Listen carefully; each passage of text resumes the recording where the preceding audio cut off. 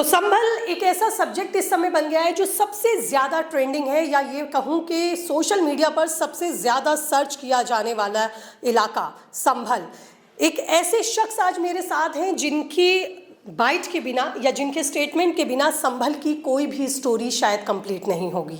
जी हाँ, मैं बात कर रही हूँ संभल के डीएम डॉक्टर राजेंद्र पेंसिया की। बहुत बहुत स्वागत है सर आपका। Thank you sir, favourite guest हैं आप इस समय मीडिया के, क्योंकि आपके स्टेटमेंट्स के बिना कोई भी संभल की स्टोरी मुझे लग रहा है पूरी नहीं हो रही, क्योंकि आप ही वो शख्स माने जा रहे हैं जिसके साइन और जिसकी चिट्ठियाँ यहाँ पर एएसआई को बुला रही हैं, प्राचीन मंदिरों को दोबारा से जीर्णोद्धार किया जा रहा है, और वो शख्स आप ही हैं। ऐसा कुछ है? बेसिकली ये जो पूरा मामला शुरू हुआ था, ये ऑनरेबल कोर्ट का जो डायरेक्शन आया था जिसमें कोर्ट कमिश्नर के द्वारा सर्वे किया जाना था, उससे शुरू हुआ। किंतु उसके उपरांत जब हम बिजली चोरी रोकने के लिए दीपा सराय और खग्गू सराय इधर गए थे, तब ये जो एक प्राचीन मंदिर जो काफ़ी पुराना बताया जाता है वो बंद मिला, और उसके पास जो कुआं था, कुएं के ऊपर एक रैंप बना हुआ था। तो जब ये सब कुछ देखा तो हमें लगा कि क्यों न जो एएसआई की टीम है, क्योंकि ऑनरेबल सुप्रीम कोर्ट ने वहाँ के सर्वे पर तो रोक लगा दी है, लेकिन जो अन्य स्थान है, जैसे जो मंदिर मिला है ऑलरेडी, जो मंदिर है उसकी प्राचीनता का पता लगाना चाहिए।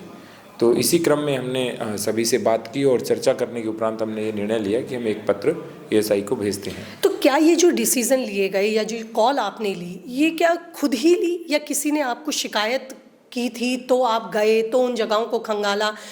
अचानक से ही इस तरह की पुरानी चीज़ों को उठाना और फिर इन पर विवाद होना, और जो आज मैंने भी इलाके में सर्वे किया, एक ऊपर से तो बेशक शांत संभल दिखाई दे रहा है, लेकिन कहीं ना कहीं ये आरोप भी लग रहे हैं कि ये पूरा एडमिनिस्ट्रेटिव प्रोसेस है, एडमिनिस्ट्रेटिव क्रिएशंस हैं। नहीं, ऐसा नहीं है। कुआं किसी एडमिनिस्ट्रेशन के व्यक्ति ने नहीं बनाया, वो 300-400 वर्ष पुराना है। यहाँ बेरनी का एक शिव मंदिर है, वहाँ पे जो प्रतिमा निकली है वो 10वीं-11वीं सदी की है, चतुर्भुज विष्णु जी की प्रतिमा। यहाँ जो संभल में गुमथल खेड़ा है, सरथल खेड़ा है, ये ऐसे स्थान हैं जो एएसआई की साइट के रूप में ऑलरेडी किसी न किसी रूप में चिन्हित हैं। तो जब सभी ने मांग की, जनता ने भी मांग की और प्रशासनिक स्तर पर भी हमारा निर्णय हुआ और हमने शेष जगह पर भी बात की, तो उसके उपरांत ये निर्णय लिया कि वर्तमान में जो मंदिर निकला है आखिर उसकी वास्तविकता क्या है। तो उसकी वास्तविकता का पता लगाने के लिए हमने पत्र लिखा। इसके साथ साथ एक प्राचीन मानचित्र भी उसी समय हमें मिला। हालांकि पहले भी हमने देखा था, लेकिन पहले हमने एक लेखपाल की सामान्य टीम बना करके ये शुरू किया था कि क्या वास्तव में ये जो मानचित्र है इसको रेवेन्यू मैप के ऊपर हम प्रोजेक्ट कर सकते हैं। तो जब ये इंसिडेंट हुआ तो इसके बाद हमने उसको वास्तव में बड़ी तेज़ी से प्रोजेक्ट करना शुरू किया। तो पता चला कि जहाँ जहाँ भी उस मानचित्र के अंदर कुएं इत्यादि है, उसमें माप तो सही नहीं है क्योंकि वो एक तरह से नजरी नक्शा टाइप है, किंतु ओवरऑल जब देखा हमने तो जो चीज़ें उस मैप में हैं, जो 9वीं-10वीं सदी का मानचित्र है, वही चीज़ें वास्तव में रेवेन्यू मैप के ऊपर भी हैं। कितनी ऐसी प्रॉपर्टीज़ हैं जो आपको लग रहा है कि अब आपको दोबारा से जाकर उनका रिव्यू करना पड़ेगा, उन्हें खंगालना पड़ेगा, उनकी जानकारी लेनी पड़ेगी? देखिए, मैं इनको प्रॉपर्टी नहीं कहूँगा, मैं इनको कहूँगा ये हमारी एक तरह से धरोहर हैं। ये हमारी संस्कृति और सभ्यता के बोलते हुए पन्ने हैं जो हमें साफ दिखाई दे रहे हैं। यहाँ संभल महात्म्य में बताया गया है कि 19 कूप, 36 पूर्वे या बस्ती, 52 सराय और 68 तीर्थ यहाँ थे। तो वर्तमान में कूप तो लगभग सभी हमने खोज लिए हैं। 1-2 कूप जो दिशा के कारण इधर उधर हो रहे हैं, वो हमने टीम को लगाया है कि वो एग्जैक्टली उसकी पैमाइश करे और उस जगह को देखे और उसे रेवेन्यू मैप के ऊपर उकेरे। आपने जिस तरह लेकिन से जो 68 तीर्थ हैं उसमें से लगभग हमने 29 के आसपास तीर्थ ढूंढ लिए हैं। बाकी भी सब खोजे जाएंगे?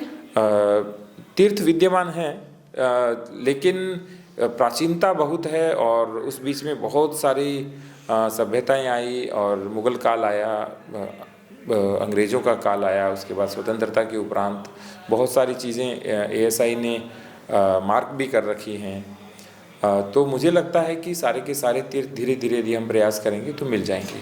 तो यदि कोई हमें सूचना दे रहा है अभी, तो उसको हम इन्फॉर्मेशन को गैदर कर रहे हैं, उसको वेरीफाई कर रहे हैं उसका जो भी फैक्ट और एविडेंस है उसके आधार पे हम उस जगह तक जा रहे हैं। आपको नहीं लगता ये जो संभल है हमेशा से ही गंगा जमुनी तहजीब के लिए जाना जाता था, अब जब इस तरह से ये मामले निकल रहे हैं तो कहीं ना कहीं ये धार्मिक भावनाओं को या दूसरे समुदाय को आहत करने वाले हो सकते हैं? देखिए, जो सभ्यता होती है, संस्कृति होती है, हमारी धरोहरें होती हैं, वो सभी की होती है, वो साझी होती है, उनका संरक्षण सभी को मिलकर करना चाहिए। अयोध्या काशी तीर्थ कहे जाते हैं, संभल को महातीर्थ का दर्जा दिया गया है, तो क्या माना जाए इसी दिशा में ही प्रशासनिक अमला अपनी कार्रवाई कर रहा है, इसको अपने पुराने रूप में लौटाने के लिए, उसका सौंदर्यीकरण करने के लिए, उसका जीर्णोद्धार करने के लिए? देखिए, सामान्य रूप से जो तीर्थ हैं उन पे दो चीज़ें हैं, कुछ बहुत ही जर्जर अवस्था में है और कुछ पे कब्जा है, कुछ कब्जा मुक्त भी हैं। तो जो कब्जा मुक्त हैं उनका हम सौंदर्यीकरण कर रहे हैं, उनका पुनरुद्धार कर रहे हैं, और जिन पर अतिक्रमण है उनका हम अतिक्रमण दूर करवा रहे हैं।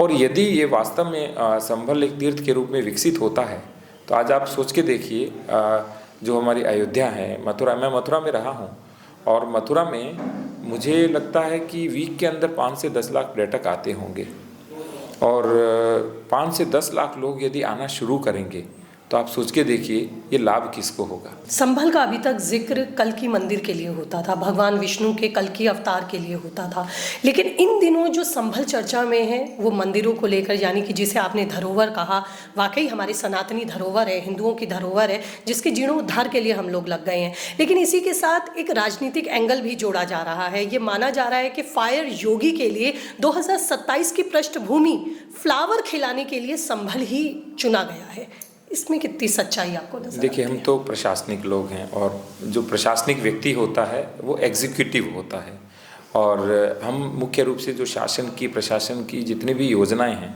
उनको लागू करते हैं, और हमारा जो काम है वो एक निर्धारित क्राइटेरिया में रह के काम करना है, और बाकी कोई कुछ भी कहे, हम कुछ कह भी नहीं सकते उसके ऊपर। क्या योजनाएं फ्यूचर में अब आप देख रहे हैं संभल को लेकर जो आपको क्रियान्वित करनी है?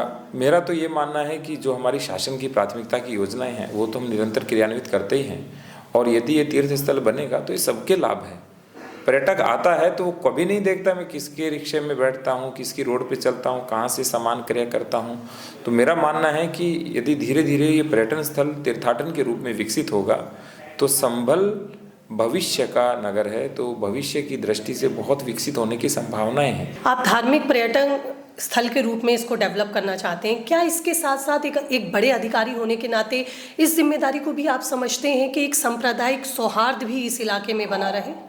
सांप्रदायिक सौहार्द हमारी हमेशा प्राथमिकता रही है, क्योंकि being a DM law and order maintain करना आपकी प्राइमा फेसी ड्यूटी है, और मुझे पूरा विश्वास है कि जब हम लोगों के साथ जब पीस कमेटी की मीटिंग होती है तो वो स्वयं बोलते हैं इसलिए बहुत अच्छा हो रहा है, बहुत प्राचीन चीज़ें यदि सुरक्षित होंगी, संरक्षित होगी तो लोग उसको देखने आएंगे। तो केवल धार्मिक पर्यटन विकसित नहीं होगा, ऐतिहासिक पर्यटन भी विकसित होगा।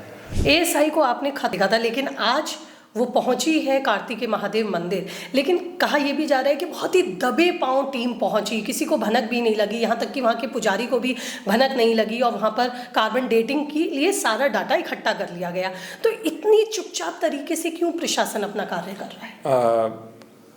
जो एएसआई का काम है वो बहुत ही शांति का और बहुत ही डीप थॉट वाला, और उनको वहाँ से बहुत अच्छी फ़ोटो विजुअल्स वो सब चाहिए। यदि ज़्यादा भीड़ होती है तो बहुत काम वो कर नहीं सकते, तो इसीलिए जो सब लोग आए वो आराम से आए और अपना काम किया। अंतिम सवाल जल्दी से आपसे लेना चाहूँगी अतिक्रमण को लेकर। ये तो हमने प्राचीन और अपने धरोहर की बात की, मौजूदा सौंदर्यकरण को लेकर अब जो अतिक्रमण की कार्रवाई आपकी तरफ से चल रही है, जिसमें यहाँ के सांसद भी इन्वॉल्व हैं, कई और भी जगहें हैं, तो इसको लेकर क्या रणनीति संभल के डीएम की? जब मेरी उत्तर प्रदेश में पहली पोस्टिंग हुई तब मैं छाता एसडीएम था मथुरा में।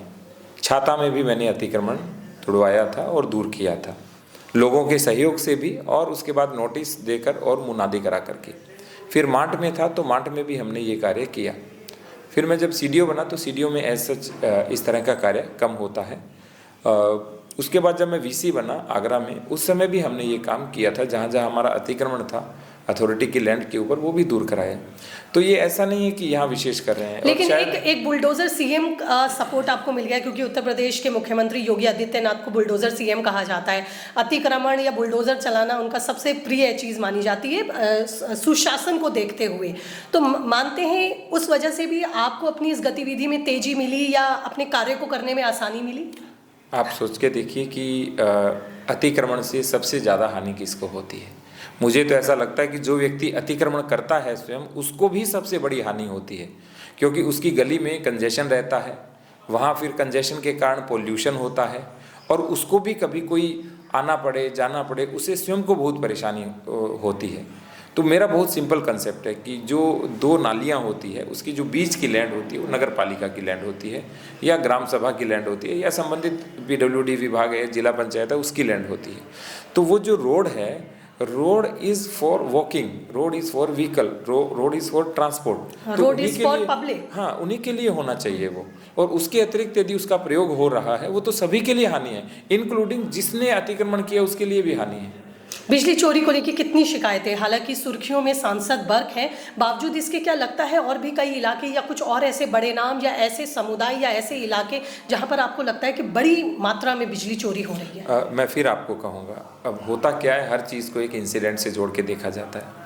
बिजली चोरी को रोकने का अभियान हमने 1 सितंबर से शुरू किया था, 1 सितंबर से लेकर के, और अब जब हमने दोबारा, क्योंकि बीच में इंसिडेंट हो गया तो थोड़ा रुक गया था हमारा, क्योंकि फोर्स हमारी बिजी हो गई थी, दोबारा जब हमने 14 नवंबर से अभियान ये शुरू किया, तो 14 दिसंबर से, तो दोनों के बीच के अंदर जो हमने FIR दर्ज कराई, वो हमने 1250 FIR दर्ज कराई थी, 5 करोड़ का असेसमेंट किया था।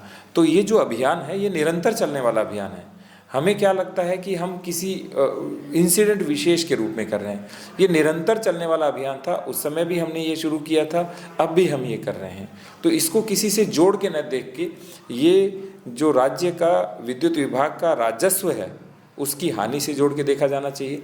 अब आपको बताऊँ, एक बुजुर्ग आए, उन्होंने मेरे सिर पर हाथ फेरा, और उनकी आयु रही होगी लगभग 80 से 85 वर्ष। वो कहते हम बिल भरते हैं, हमारी लाइन ट्रिपिंग होती है, समय से बिजली नहीं आती, क्योंकि जो 100 एम्पियर का लोड था मात्र 5 दिन के अभियान के बाद, उस समय जब गिरा था तो 40 एम्पियर गिरा था, और अब 5 दिन के अभियान के बाद 100 एम्पियर लोड 30 एम्पियर हो गया। कैन यू इमेजिन कि जो ओवरलोड हमारी फीडर चल रही थी वो बिल्कुल नॉर्मल हो गई। तो इसमें सबका लाभ है।